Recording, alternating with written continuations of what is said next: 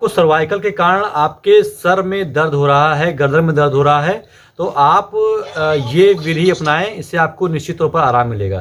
देखिए, आपको सबसे पहले अपना बायां हाथ अपने सर पर रखना है और सर को पूरी तरीके से इस पर फोर्स करें, लगभग 6 सेकंड के लिए, कुछ इस तरीके से।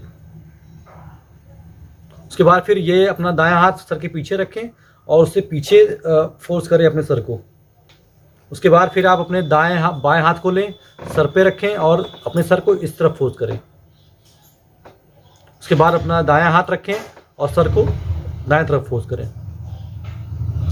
इस तरह करने से आपको जो है सर्वाइकल में आपका जो दर्द हो रहा है उससे निश्चित तौर पर आराम मिलेगा।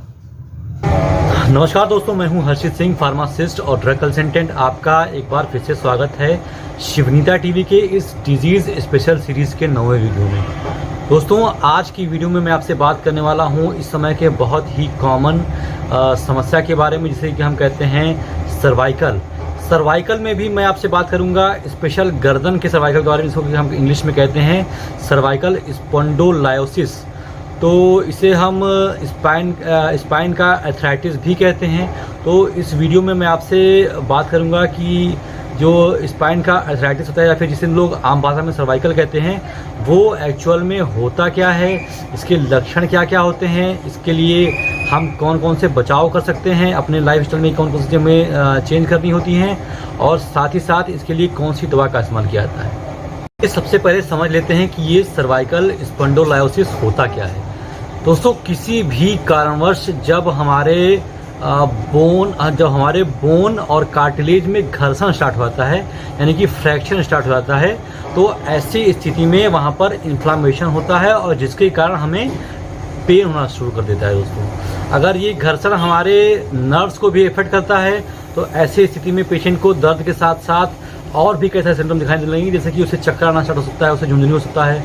तो ये जो घर्षण है हमारे बोन का और कार्टिलेज का, इसके पीछे कई सारे कारण हो सकते हैं और वो कारण हर एक व्यक्ति का अलग अलग हो सकता है। तो आइए इन कारणों पर प्रकाश डालते हैं। सबसे पहला कारण होता है कि ओवर ग्रोथ ऑफ बोन, यानी कि जब हमारे शरीर में किसी कारणवश हड्डियों का ओवर ग्रोथ होना, यानी कि हड्डियों का बढ़ना शुरू हो जाता है, तो बहुत सी संभावना होती है कि वो बढ़ी हुई हड्डियाँ हमारे स्पाइनल नर्व्स को इफेक्ट कर रही हो, कहीं दब रही हों, तो ऐसी स्थिति में भी हमें दर्द का आभास होगा। तो सबसे पहला कारण हो सकता है सर्वाइकल का बढ़ती हुई हड्डियाँ, यानी कि ओवर ग्रोथ ऑफ बोन। दूसरा सबसे प्रमुख कारण हो सकता है dehydration of our spinal disc, यानी कि हमारा जो स्पाइनल डिस्क होता है उसमें एक जेल नुमा एक लिक्विड होता है, जो कि जो है घर्षण को रोकने के लिए काम करता है, फ्रैक्शन को थोड़ा सा स्मूथ कर देता है।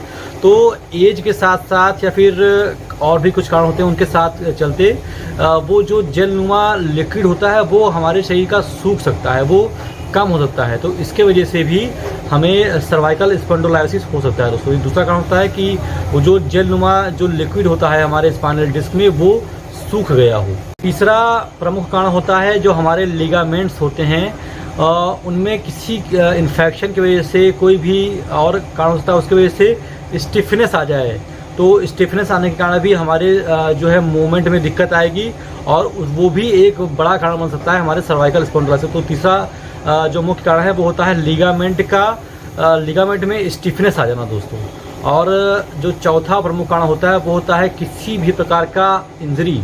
अगर हमारे गर्दन में किसी प्रकार का चोट लग गया है, तो ऐसी भी स्थिति में संभव है कि हमारे स्पाइनल डिस्क में कोई समस्या आ जाए, हमारे कार्टिलेज में कोई दिक्कत आ जाए, या फिर हमारे बोन में कोई दिक्कत आ जाए। तो इंजरी भी एक बहुत ही प्रमुख कारण हो सकती है सर्वाइकल स्पॉन्डिलोलाइसिस का। और सबसे आखिरी जो कारण हो सकता है वो होता है over use of spinal disc. Spinal disc का पहले आप जो है काम समझ लें।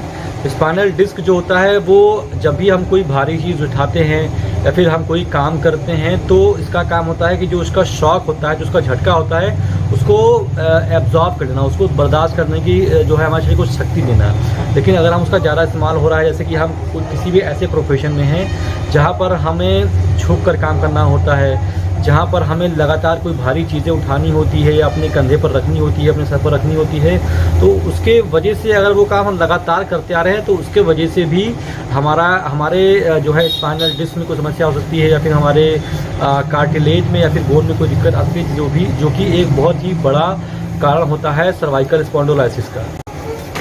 दोस्तों, अगर बात की जाए सर्वाइकल स्पॉन्डिलोलाइसिस के लक्षण के बारे में, इसके सिम्टम के बारे में, तो सबसे पहला सिम्टम होता है कि पेशेंट के गर्दन में हमेशा अकड़न रहती है, हमेशा एक दर्द बना रहता है, उसमें स्टिफनेस रहती है। और साथ ही साथ कुछ सारे पेशेंट शिकायत करते हैं कि उनके गर्दन में दर्द होने के साथ साथ उनको डिजीनेस यानी कि हल्का हल्का चक्कर की भी शिकायत होती है।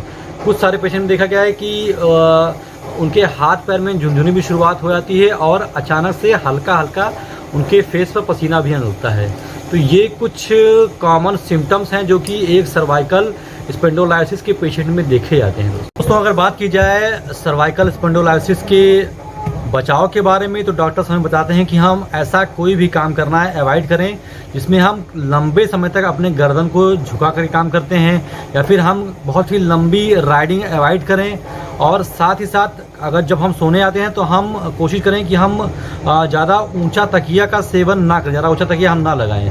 अगर आप ये कुछ परहेज अपने जीवन में करते हैं तो निश्चित तौर पर आपको सर्वाइकल स्पॉन्डिलोलाइसिस की शिकायत होने के चांसेस बहुत ही घट जाएंगे। दोस्तों, आइए बात कर लेते हैं कि सर्वाइकल स्पॉन्डिलोलाइसिस के इन्वेस्टिगेशन कैसे होता है, यानी कि इसका जांच कैसे होता है। तो दोस्तों, डॉक्टर्स सबसे पहला जो इसका जांच करते हैं वो करते हैं एक्सरे के थ्रू। एक्सरे में डॉक्टर्स को कंफर्म होता है कि आपके स्पाइनल डिस्क में समस्या है या फिर बोन कार्टिलेज में समस्या है, किस चीज़ में दिक्कत है वो डॉक्टर एक्सरे से फाइंड कर लेते हैं।